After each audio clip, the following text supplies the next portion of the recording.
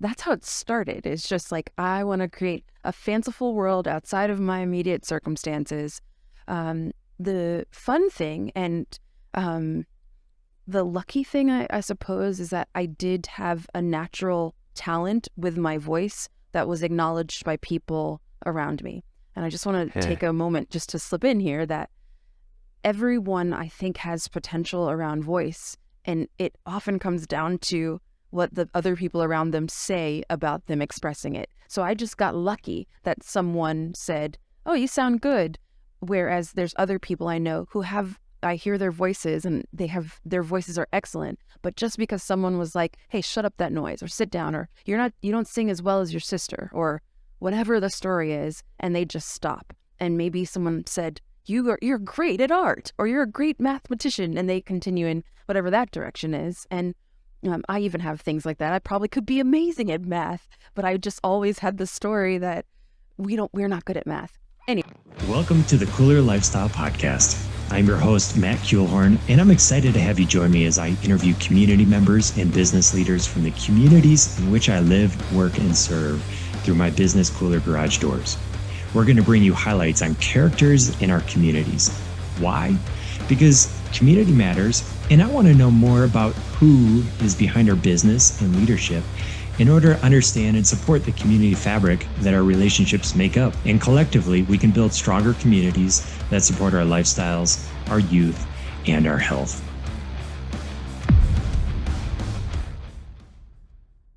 Ladies and gentlemen, welcome to the Kooler Lifestyle Podcast.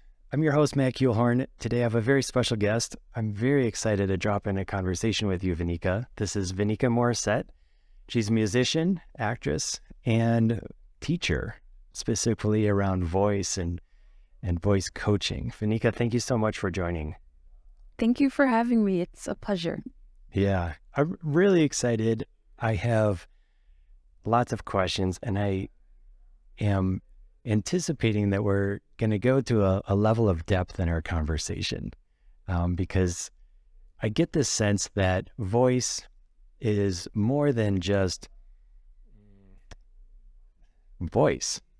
I mean, let's just start there. And then I want to do a little background, because I'm going to ask you where you grew up, and I want to understand that a little bit. But just start us out. How would you define voice? So I love talking about voice, so prepare for me to geek out. Yes. But voice, first of all, for those of us who have voices, is your voice is one of your most high rep activities that you use and probably don't ever think about. So it's just like you're breathing. You are doing that successfully all day. And there's something powerful when you turn your attention to your breath. If you've ever meditated or done yoga or something, you suddenly realize, oh man, I'm alive. I have this breath. And your voice is the same, in part because your voice is a function of your breath, but also because pretty much once we learn to speak, we just kind of set it and forget it. We don't think about it very much. And the other thing I'm often quoted saying is that singing is just crying on pitch.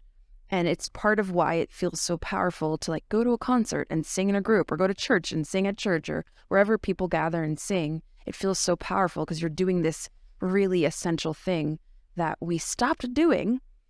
As a baby, you stopped crying for your needs as soon as you acquired language, which is great. Okay. Language is beautiful. It's amazing.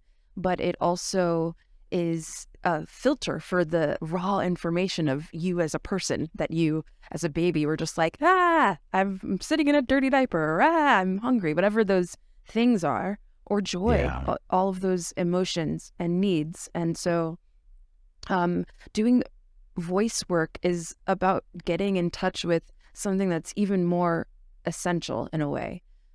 Pre-language, pre-conditioning around how to use your voice. And I can go deep into that. So many of us have so many levels of conditioning around how we use our voices, how we are heard and understood, our thoughts about how we listen to other voices. And so, I could go on and on. Yes. Yeah, we're going to touch back on that in just a moment. But tell me, where did you grow up?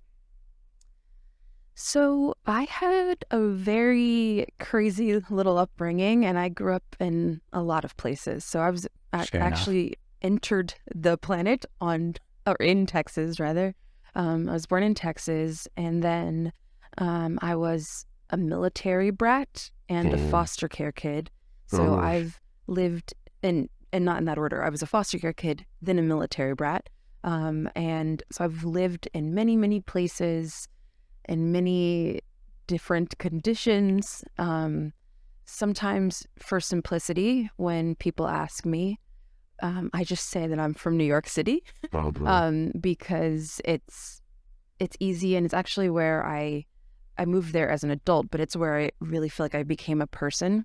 And when I was a kid and I would struggle to explain, I don't know where I'm from, I don't know who my father is, when I would try to explain all of these things, sometimes I realized, oh, it's just easier just to be like, to say one thing. And so I started saying, oh, I'm from New York. I did not know what it meant. I was totally lying. But that was a thing I did as a kid for a while. Yeah. But yeah, and honestly, that question of where did I grow up, I'm like still growing up. So I could also answer Los Angeles, Yeah. Yeah. right here in my room. Yeah. I love that. I appreciate that. And you've been in Los Angeles now for how long? I came to Los Angeles from Brooklyn, New York in 2020 in the middle of the pandemic, which is an insane choice, but was the one that I made. And I didn't know that I had moved here maybe until about a year and a half into that. So even though it's been technically 3 years, it feels like a year and a half now. Hey everybody, this is Luke from Kooler Garage Doors. Just want to take a quick second to talk about our sponsor, Sommar Garage Door Openers. We believe Sommars are the best in the business when it comes to garage door openers. We always recommend them for residential installs because of the many features they have, such as Wi-Fi connectivity and safety features like a fixed chain that runs along a secure rail for a quiet and safe operation. Click the link to find out more about Sommar Garage Door Openers.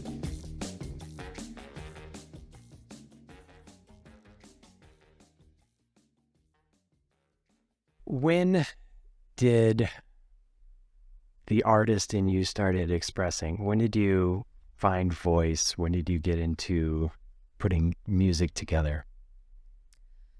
So with my upbringing, which I didn't go into much detail about, but in a lot of circumstances where there's a lot of trauma, abuse, darkness, pain, expression is a natural outlet if it is allowed to be. And so really young, with me and my siblings, we started to put our emotions, the things we were processing, into song and into creative play. And so that sparked an interest in me really young in just all things storytelling. And so, and it was, your imagination is a way, one, to create new things, but also to express what you're experiencing. So that's how it started. It's just like, I want to create a fanciful world outside of my immediate circumstances.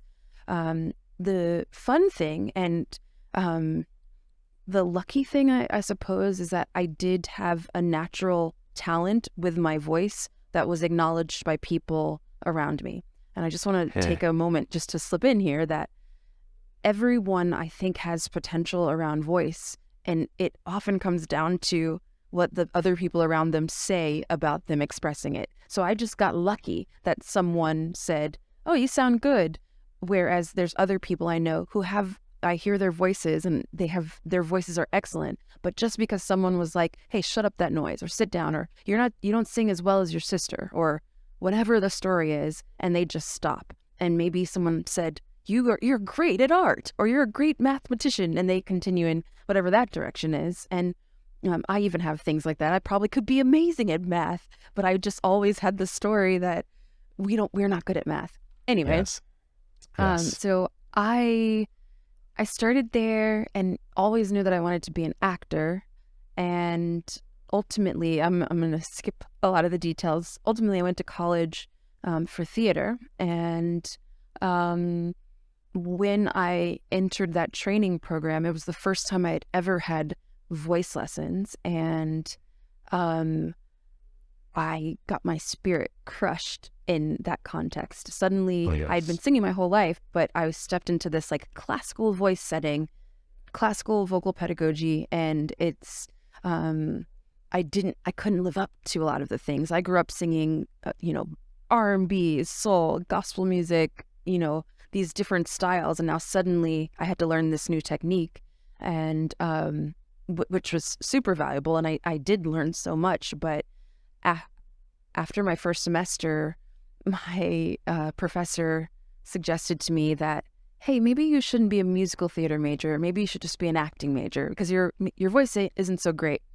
And and so I switched my major and started focusing on acting. And then just like life conspired that I also started doing a lot of singing. People just started asking me, hey, sing for this. I became the vocalist of my jazz band in college. And so two things were happening. I was getting all of these opportunities whilst my voice was completely shut down, and I was doubting, oh, I'm not meant for this. I can't do this. And so over the years, when I began to be the front woman of bands and have bigger opportunities as a vocalist, and people started asking me, hey, will you help me sing? Or will you help me work on this audition? Or I started to recognize, oh, I think people are coming to me because there's something I understand about the vulnerability of using your voice. And so that's how I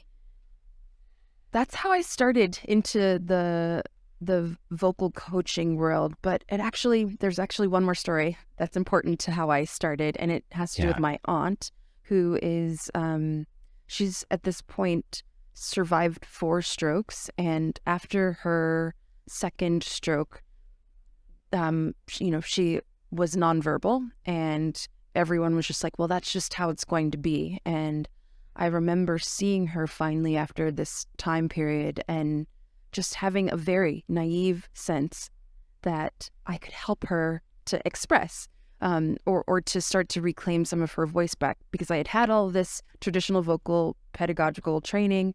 I've been a yoga teacher now for years. I've worked in wellness my whole adult life. And so I was like, I think I know how to get her nervous system into a place of calm and then teach her about the motor function around the voice. And I'm going to try. And so I started working with her just a little bit, as much as she could bear. And I taught her to say vowels and to say her name and to say a few other things. And it got me thinking like, oh my gosh, this whole communicating thing is so hard.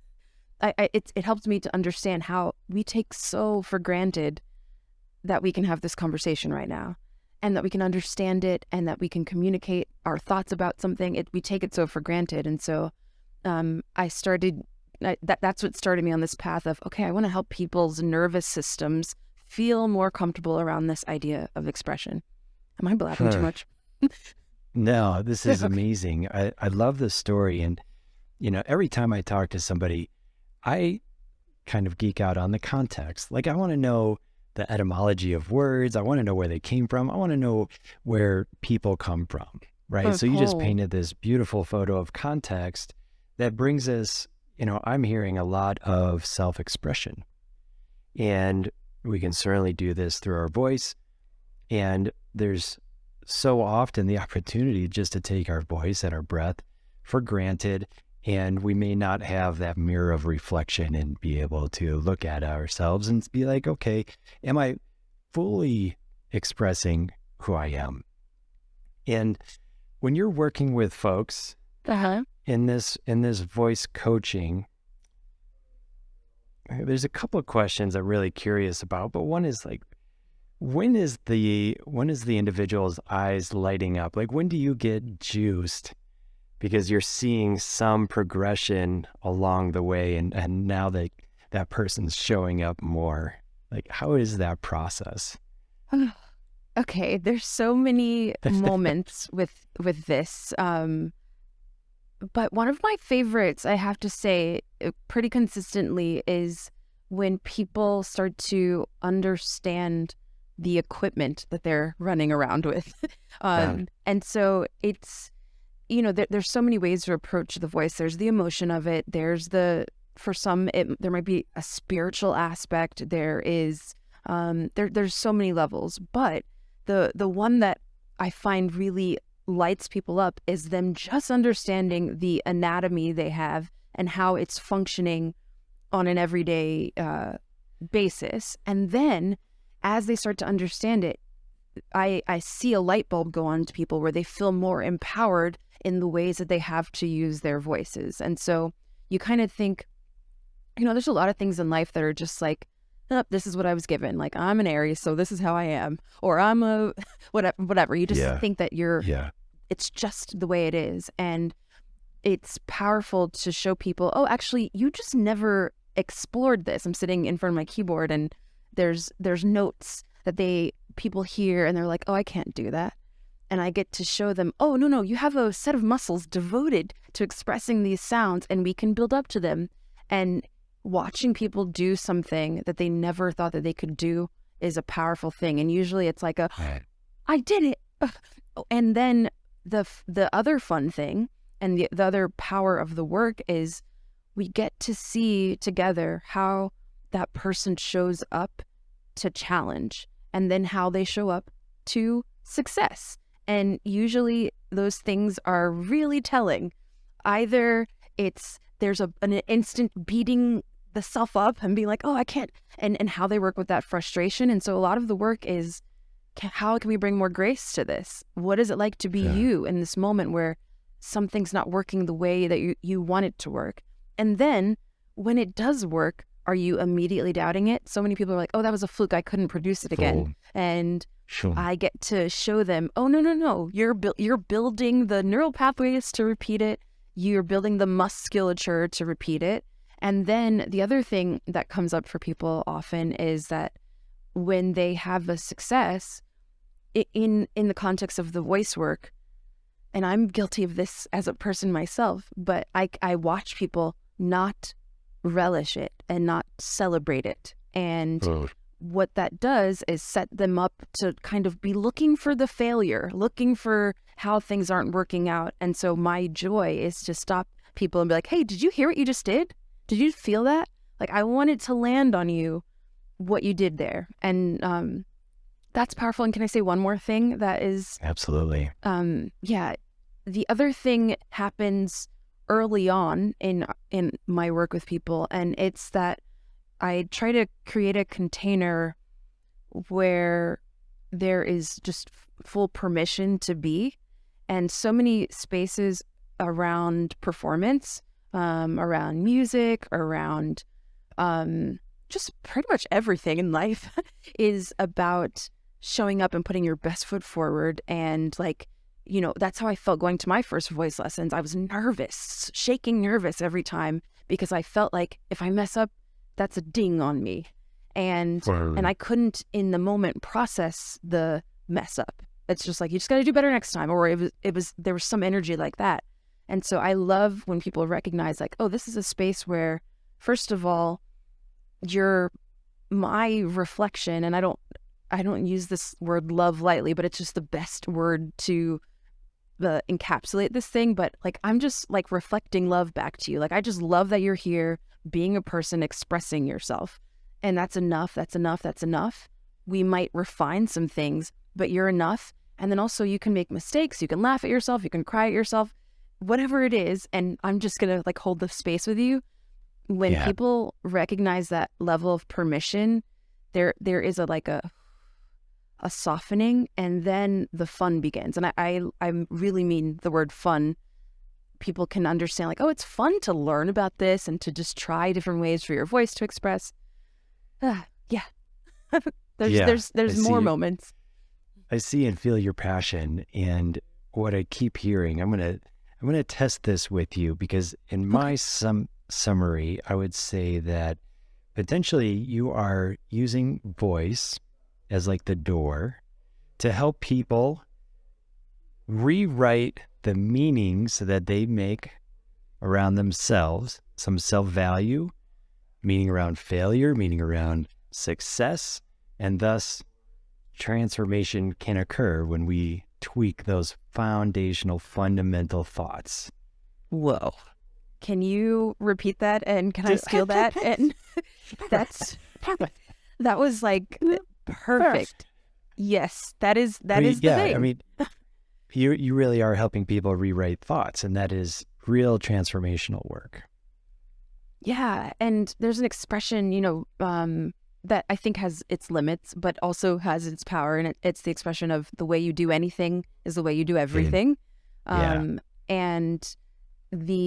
I really feel that in the voice work and the sessions, like, I'm seeing how, this is probably how they deal with their partner, or this is probably how they deal with, the thing that's frustrating them at work or whatever it is. And we don't ever have to say that or talk about it, but often my students do. They'll be like, this is making me think about how I talked to my kid earlier today, or, whatever that is. And so it's a container to do that work that's fun, and you also get to build a skill along the way.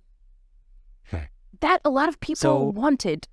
So many people are like, I always wanted to sing. I always loved music. That's true. And I never did. And I just sing in my car. And it's just like the secret desire that so many people carry around. It makes me sad sometimes too.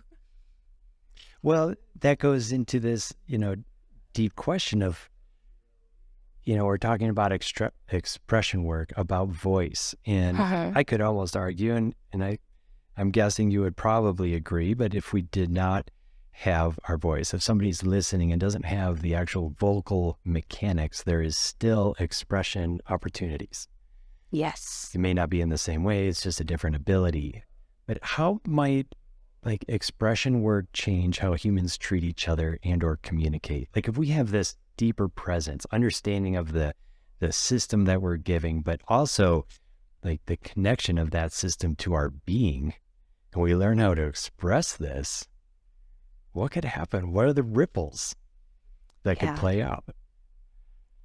So one thing is that when you can get an understanding for how you operate and how you are a vessel for so much, for breath, one, it's literally moving in you, through you, out of you, exchanging in this eternal, it's been going on for as long as people have been here, this whole breath exchange. Once you can recognize that, there is a chance to feel sound in that same way. And the ideas that we express, the feelings that are expressed, they are not so individual. They're not just mine.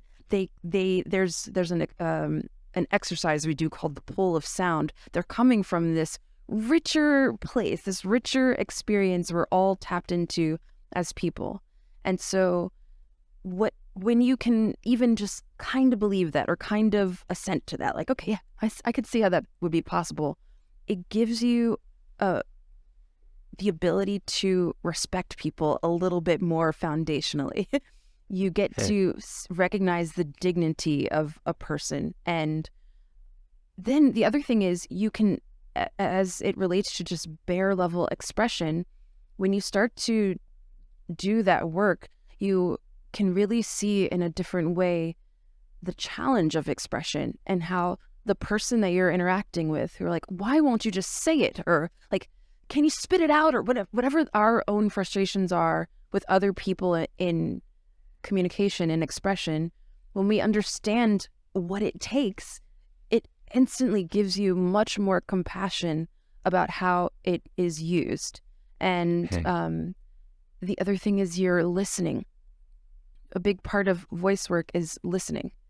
I mean, it's everything. It's how we learn language. It's how we learn sound. It's how we learn that someone's there to calm us when we were babies. They said, oh, okay, I'm here. You know, touch is important, but sound is too. And so that listening, we also forget too.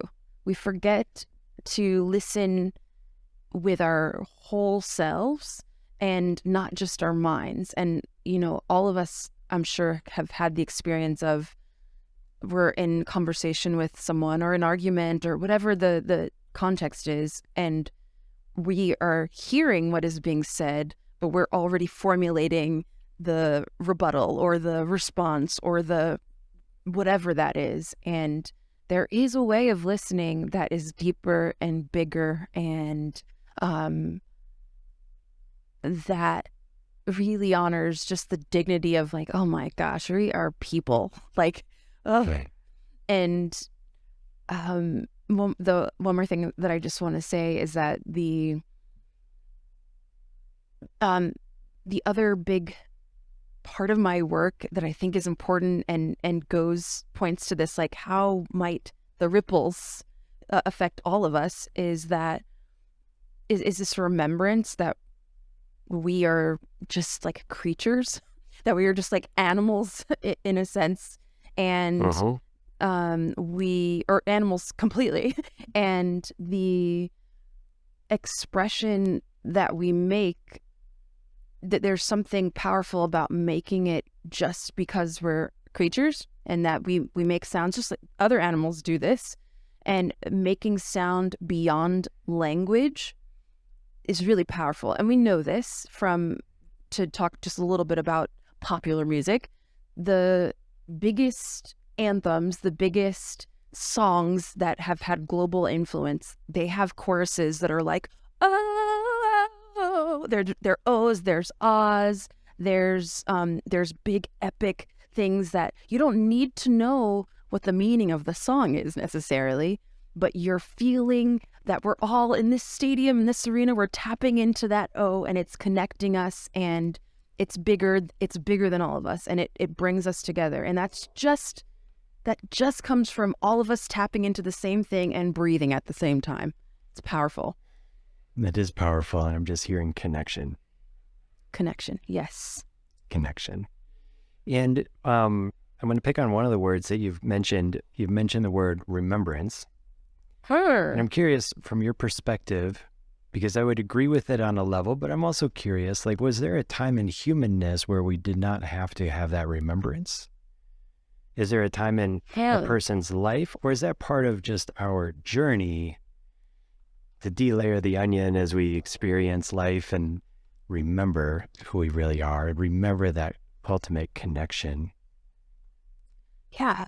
I mean, one thing I'll say first off is I don't really know the answer. I don't know. Great answer. But I think that I think two things. One, it's really easy to, in our like Western society, and modern times, to look at current indigenous populations or more remote or just other populations not living in our Western world and think, oh, they've really got it figured out, or they really know how to do that.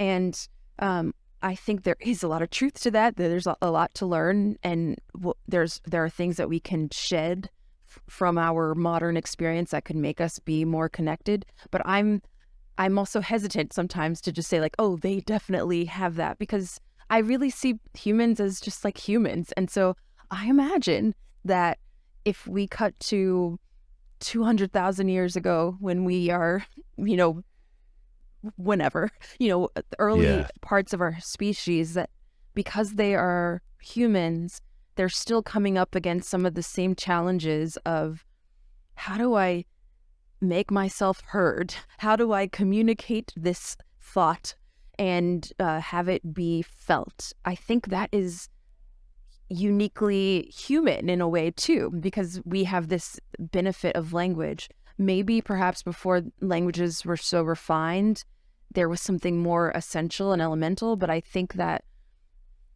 my point is, I think it's always challenging and it's always something to be worked with. And I think there are ways, though, that we can, and I think this would be true of people at any time, there are ways that we can breathe and slow down and hear and feel and make that remembering easier. And this is not just me, there's all kinds of research about, you just need to get still. You just need to get quiet. You just need to take a break. or yeah. So I guess my answer is I don't think that it's been easier. I just think maybe what has been easier is removing all of the other distractions and layers. Like for me to, in this moment, remove the, but actually, I'm sorry, I'm changing my answer again because I'm thinking out loud. Okay, I was going to say, yeah, it might be harder. I was going to say it might be harder because I've got to unplug in these ways. And there's I'm in LA, like there's just energy all around. And that is true. And there's something powerful about going where there is not all of this stuff happening. But my rebuttal to that is that really foundational to my belief of how I interact with the world and how I work with people is that as close as your next breath right now, if no other circumstances or conditions around you change, is the remembrance and the possibility for peace. Right here, right now, nothing else needs to change. It's you can access that within you. So sorry, I said a million answers. Well, it's almost an unanswerable question. And so all your answers are, I think, absolutely correct. And are there one or two like of your go-to habits that brings you to that now, that you've kind of relied on over the past few years or through your journey? Like, what's something tangible that one of our listeners can be like, oh, maybe I could use that like now or today? Oh yeah. One of them is very simple and people might already be doing it, but the thing that makes it powerful is the intention behind it. That's the thing that makes anything powerful is like, what is your thought behind it? Yes. And since my youngest days, I have memories of doing this in foster care, feeling lonely and scared. And it's so natural. So this is not my idea. This came hardwired, or what is this is just installed, but it's humming to yourself.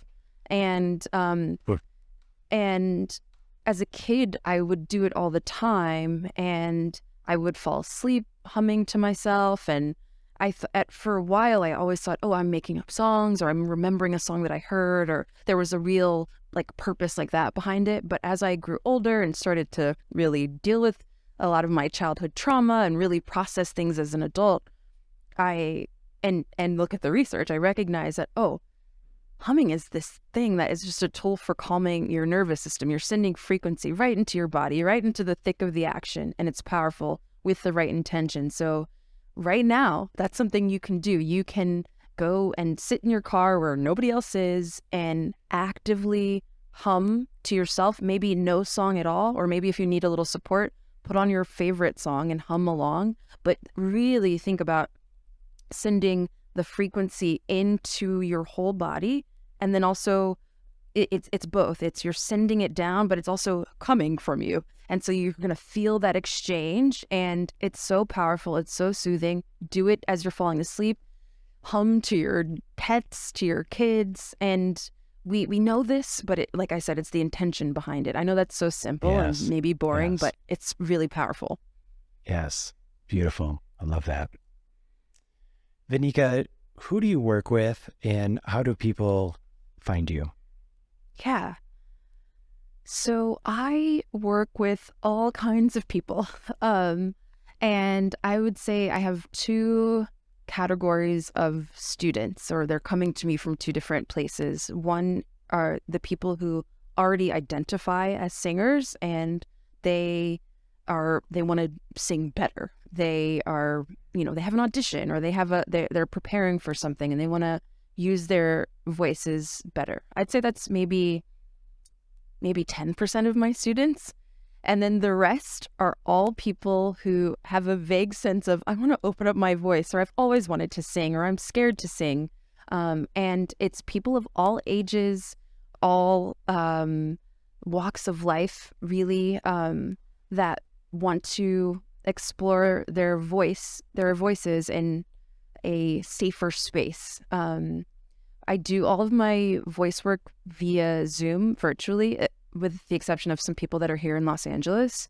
And you can find me by visiting my website, which is nikimorrissette.com. And you can find all of the information about expression and voice there. I'm going to create a little Kooler code so that people can, if they're interested, can get a little price break on it. Awesome. And people can find me there. You can hit me up through Instagram. Also, if you want to hear some of my creations, you can find that on Spotify, Apple Music, Amazon, anywhere music is streamed under my name, Ve.Nika. And the other thing I wanted to say about that is that you don't have to have a full conviction of like, I'm a singer. My whole thing is that we're all singers because that's all a part of our like design, or if you want to use that word, design. And we will explore your voice together. I love that. And I think it's important for folks listening to know our connection. My wife engaged you as a voice coach. And I believe you're also working with my daughter, Penelope. Yes, we just started. And, oh my gosh. When Annie told me that she was going to engage Penelope with you, I was, as parents, I want to see my children express themselves.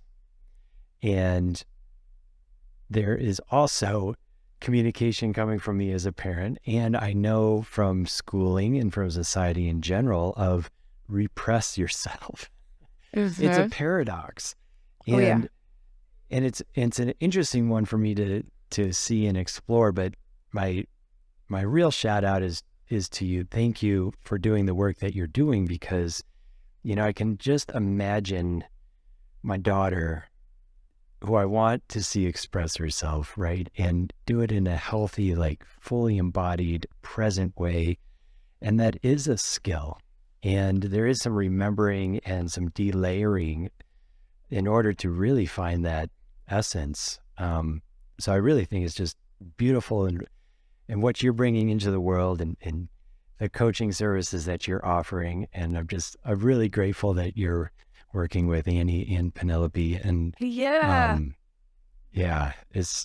so cool. It's I could go on and on. Pleasure. I know we could continue talking because, this is one of my topics to geek out in is around transformation. And there's so many doors we go through: physically, semantics, the voice, which is very connected with somatic. Like, there's just a lot of ways to go into this place of presence, of being, to rewrite ways of thought.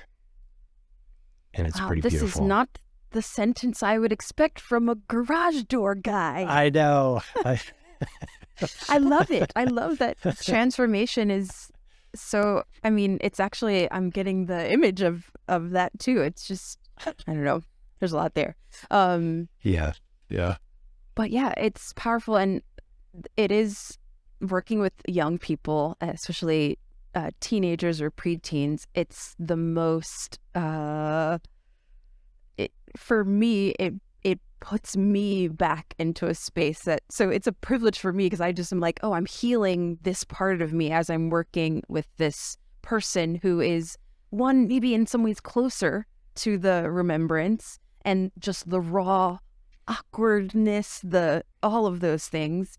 And then also they don't know how much that they don't know is the other thing that's fun. Right. And that's actually true about me still today. I don't know how much I don't know. And so it's a powerful gift working with young people. Beautiful. Yeah. Ve.Nika, I appreciate you so much. I really thank you for your time. We'll include links in our show notes. I encourage listeners, go check out Ve.Nika's songs, her coaching. Your voice is beautiful. Your presence is beautiful. Thank you so much. And I really appreciate you dropping in to spend a little time with a Small Garage Door podcast. Thank you. So fun. Yeah. We'll talk to you soon, Ve.Nika. Talk to you soon.